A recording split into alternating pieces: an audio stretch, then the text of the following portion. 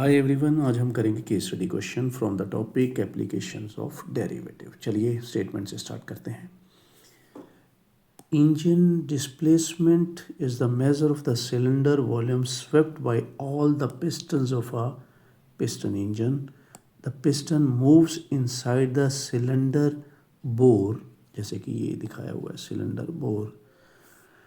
The cylinder bore in the form of a circular cylinder open at the top is to be made from a metal sheet of area 75 pi square centimetre. तो भाई जो cylinder जो है वो open है, इस तरह से कुछ स्ट्रक्चर है। इसका आपने विशेष ध्यान रखना है कि सिलेंडर जो है ओपन है, नहीं तो सारे डायमेंशंस मैं इसलिए यहाँ पे शेड कर देता हूँ क्योंकि ये चीज़ नहीं तो हमारे दिमाग से निकल सकती है भी सिलेंडर क्या है, वो ऊपर से ओपन है। ठीक है। और ये दिया हुआ है कि जो मेटल शीट यूज़ की गई है इसको बनाने के लिए, बिना ढक्कन वाला जो सिलेंडर है उसके ऊपर जो मेटल शीट यूज़ की है वो है 70 pi square centimetre, 75 pi square centimetre. चलिए अब based on the above information answer the following questions. पहला पार्ट क्या है, if the radius of the cylinder is r centimetre and height is h centimetre then write the volume of the cylinder in terms of radius r। तो ये बताया गया question में कि height जो आपने सिलेंडर की रखनी है h है, रेडियस जो है वो r है, और एरिया दिया गया है 75 पाई स्क्वायर सेंटीमीटर। अब मेटल शीट कहाँ कहाँ यूज़ हुई है, तो एक तो भी कर्व्ड एरिया पे यूज़ हुई है, ठीक है ना, इसको बनाने के लिए यूज़ हुई होगी ना, जो ये वाला कर्व्ड है, और एक जो बेस बनाने के लिए। तो मैं यहाँ पे लगाने वाला हूँ कि एरिया मतलब इसमें एक तो मैं लगाऊंगा कर्व्ड 2 पाई आर एच, और एक लगाऊंगा बेस का एरिया, क्योंकि नीचे तो सर्कल है ही है, ऊपर ढक्कन नहीं है मगर बेस तो है ना, तो ये हो गया। ठीक है। तो यहाँ से हम क्या करेंगे, पाई कैंसिल कर लेते हैं। चलो एच की वैल्यू मैं यहाँ से निकालता हूँ। ठीक है, 75 minus are square upon 2r। तो एक तो आप ये रखिए संभाल के अभी। ठीक है, क्योंकि हमने क्या करना है, फर्स्ट पार्ट में ये बोला गया है कि वॉल्यूम जो है सिलेंडर का उसको r की टर्म्स में लिखो। तो सिलेंडर के वॉल्यूम का फॉर्मूला है पाई आर स्क्वायर एच।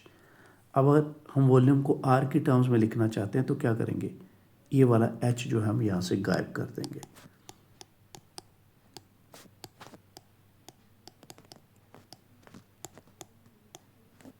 ठीक है, इसको थोड़ा मैं चलो क्लियर करता हूँ।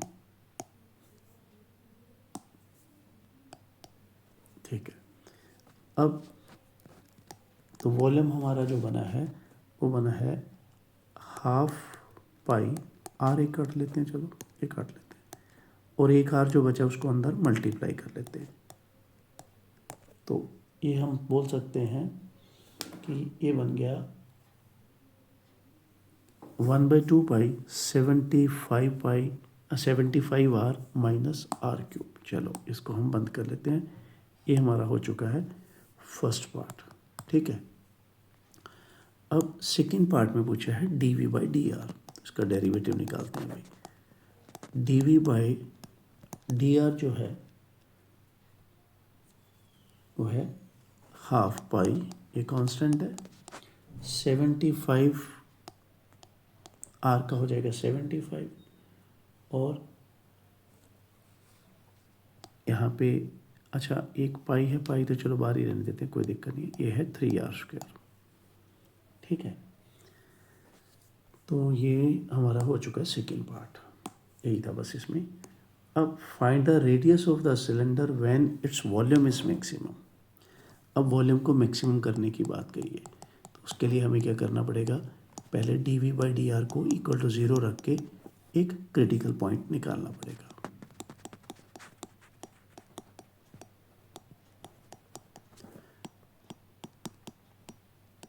ये आ गया, ये थोड़ी कैलकुलेशन करेंगे हम आराम से।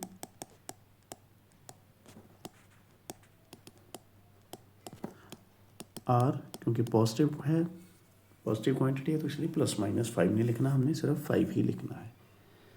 अब डबल डेरिवेटिव करेंगे। डबल डेरिवेटिव के लिए मैं यहाँ से चलो ले लूँगा, ठीक है। हाफ पाई है और ये आ गया -6r। इसको मैं काट के चलो लिख लेता हूँ -3πr, ठीक है। अब इसमें मेरे को चेक करवानी है कि भाई इस वैल्यू पे डबल डेरिवेटिव का क्या हाल चाल रहेगा, देखते हैं। तो ये पुट करने पर ये पता चला कि डबल डेरिवेटिव आ रहा है नेगेटिव, किसका, वॉल्यूम का। तो अगर वॉल्यूम का डबल डेरिवेटिव नेगेटिव है तो हम वॉल्यूम के बारे में ये बयान जारी कर सकते हैं कि volume is maximum at r is equal to 5। तो ये मेरे को लगता है थर्ड के ए पार्ट में हमारा जो है टास्क कंप्लीट हो चुकी है, यही उसने बोला था, ठीक है। अब आते हैं थर्ड का B part. For maximum volume h is greater than r, state true और फॉल्स एंड जस्टिफाई। वो कह रहा है कि मैक्सिमम वॉल्यूम के लिए हाइट जो है सिलेंडर की रेडियस से बड़ी होगी, इस चीज़ को ट्रू या फॉल्स आप चेक करिए। तो हम चेक करते हैं। अभी देखिए r हमारे पास आया था 5, ये देखिए मैं यहाँ पे आपको मार्क करके बताता हूँ, ये रहा r आया था 5। मैं क्या करूँगा, एक हमारे पास रिलेशन था h और r में, मैं ये r की वैल्यू यहाँ फिल करने वाला हूँ, थोड़ा आपने ध्यान रखना है, ठीक है। थर्ड के बी पार्ट में मैं क्या कर रहा हूँ, यहाँ पे इस जगह पे r की वैल्यू मैं 5 रख रहा हूँ, ठीक है। क्योंकि मेरे को चेक करना है भी h और r में क्या कंपैरिजन करना है कि h और r में से कौन सा बड़ा है, ठीक है। देखते हैं, अभी पता चल जाएगा। लो भाई, ये क्या हो गया, ये तो h और r के आगे दोनों बराबर, h भी 5 है, r भी 5 है, तो ये स्टेटमेंट तो उसकी क्या है, सरासर क्या है, फॉल्स है, ठीक है।